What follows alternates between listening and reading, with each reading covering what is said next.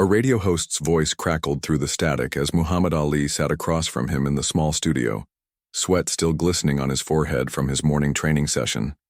The year was 1974, and America was drowning in uncertainty. Vietnam had left scars on the nation's soul. Watergate had shattered trust in government, and economic recession was squeezing families across the country.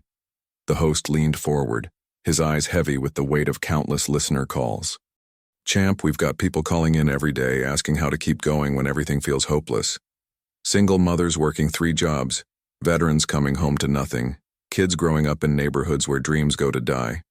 What would you tell them?" Ali's hands, those legendary weapons that had conquered Sonny Liston and Foreman, rested quietly on the table. He had been expecting questions about his upcoming fights, his training regimen, maybe even his controversial stance on the war. But this question cut deeper than any punch he had ever taken. Outside the studio window, Detroit's skyline stretched into a gray October afternoon. Factory smokestacks that once symbolized American prosperity now stood like tombstones against the cloudy sky. The city that had built the cars that carried the American dream was now watching that dream rust away in abandoned lots. Ali closed his eyes for a moment, and the host wondered if he was formulating one of his famous poetic responses. The listeners waited, their radios turned up in kitchen corners, car dashboards, and factory break rooms across the Midwest. When Ali opened his eyes, something had shifted. The usual fire was still there, but it was tempered by something deeper, something that came from a man who had lost everything and found it again. "You know," Ali began, his voice softer than usual, "people think strength is about how hard you can hit, how loud you can shout, how much you can take before you break. But I learned something different." The host nodded, sensing that whatever was coming would be worth the wait. Phone lines were lighting up as word spread that Muhammad Ali was about to share something profound. "I've been knocked down more times than I can count. Not just in the ring, but in life. They took away my title, my prime years, my right to earn a living. They called me a traitor, a coward, everything but a child of God. And you know what I discovered in those dark moments?" Ali paused, and in that silence, every listener leaned closer to their radio. The strongest thing you can do isn't fighting back immediately. It's not giving up either. It's something in between, something most people never learn. The host's pen hovered over his notepad, ready to capture whatever wisdom was about to emerge.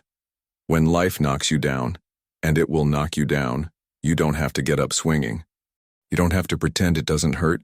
You just have to remember 3 words. The studio fell completely silent. Even the traffic noise from the street below seemed to fade away. Ali looked directly into the microphone, as if he could see every struggling listener on the other side. "This too shall..." And then he stopped. The silence stretched for what felt like an eternity. The host glanced at the equipment, wondering if something had malfunctioned. But Ali's eyes were clear, purposeful. Seconds ticked by. 10, 20, 30. Finally, the host whispered, "Champ? The 3rd word?" Ali smiled, that famous Ali smile that had charmed the world. But there was something different about it now, something earned through pain. "That's the point," he said quietly. "Sometimes the most powerful word is the one you don't say, the one you let people find for themselves." The phone lines exploded. Listeners from across the country wanted to know what that 3rd word was. But Ali had already stood up, shaking the host's hand with a grip that was firm but gentle. "But champ," the host called after him, "what is the 3rd word?"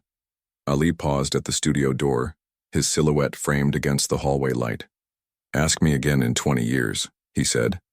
"When you've lived through your own dark nights. When you've lost something you thought you couldn't live without. When you've discovered that the strongest part of you isn't your fists or your voice, but your ability to keep breathing when breathing feels impossible." He walked out, leaving behind a studio full of questions and a nation full of people suddenly thinking about 3 words and the power of what remains unsaid. The host sat alone for several minutes after Ali left, staring at his notepad where he had written, "This too shall," followed by a question mark. Outside, Detroit continued its slow transformation, unaware that in a small radio studio, a heavyweight champion had just delivered the most powerful punch of his career without throwing a single blow. Years later, that radio interview would become legendary, not for what was said, but for what was left unsaid. People would debate the third word endlessly. Some said it was pass, others insisted it was end, a few believed it was matter. But those closest to Ali knew the truth. The third word wasn't a word at all. It was a choice. The choice to keep going when going seemed impossible. The choice to find meaning in the silence between heartbeats. The choice to understand that sometimes the most profound truths can't be spoken, only lived. The radio host, whose name was Marcus Williams, never forgot that afternoon. He would go on to interview presidents and celebrities, Nobel Prize winners, and ordinary heroes. But he would always remember the day Muhammad Ali taught him that the most powerful communication happens in the spaces between words. Marcus kept that notepad for the rest of his career, with those incomplete 3 words written in his careful handwriting. Whenever young journalists asked him for advice about conducting interviews, he would show them that page. The best interviews, he would tell them, aren't about the answers you get. They're about the questions you leave hanging in the air, the thoughts you plant that grow long after the microphone is turned off. 20 years later, Marcus would meet Ali again at a charity event in Chicago. The great champion's voice was softer now, his movements slower, but his eyes still held that same knowing spark. "Do you remember our radio interview?" Marcus asked. Ali nodded slowly. "I've spent 2 decades wondering about that third word." Ali smiled, that same enigmatic smile from the studio. "And what did you discover?" Marcus thought for a long moment, watching the crowd of admirers surrounding them, each person carrying their own struggles, their own need for hope. "I think," Marcus said carefully, "the third word is different for everyone. For some, it's pass. For others, it's change. For me, I think it's teach." Ali's eyes brightened, and he placed a trembling hand on Marcus's shoulder. "Now you understand," he whispered. "The most powerful truths aren't given. They're discovered. And the most important lessons aren't taught with words." As Marcus watched Ali move slowly through the crowd, still inspiring people decades after his prime, he finally understood the genius of that moment in the radio studio. Ali hadn't withheld the third word out of cruelty or showmanship. He had given his listeners something far more valuable than an answer. He had given them a journey. In the years that followed, this too shall became a phenomenon. Support groups adopted it as their motto. Therapists used it in sessions. Parents whispered it to children facing their first heartbreaks. The incomplete phrase appeared on bumper stickers, T-shirts, and tattoos across America. But perhaps most importantly, it appeared in the quiet moments when people faced their darkest hours, when the diagnosis came back positive, when the pink slip arrived, when the divorce papers were signed, when the phone call came in the middle of the night. In those moments, people would remember Muhammad Ali's words and realize that the third word wasn't something to be discovered quickly. It was something to be lived into, slowly and deliberately, with the understanding that survival itself is a form of victory.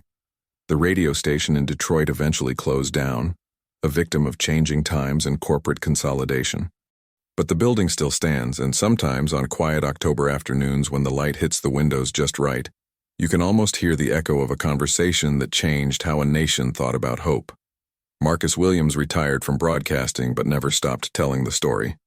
He would speak at journalism schools, community centers, anywhere people gathered to share stories about resilience and the power of words.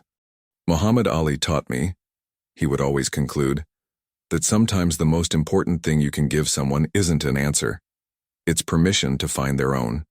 And in the silence that followed his words, in the space between his last sentence and the audience's applause, something magical would happen. People would lean forward, not waiting for more words, but savoring the silence, understanding finally that some truths are too big for language and too important for easy answers. The third word, whatever it might be, belonged to them now. If this story moved you, subscribe and share your own third word in the comments below. What would complete the phrase for your life right now? And don't forget to hit that notification bell, because next week we're diving into the untold story of how a simple gesture from a janitor changed the course of American civil rights forever. You won't want to miss it, and trust me, it will completely change how you see the power of ordinary people to create extraordinary change.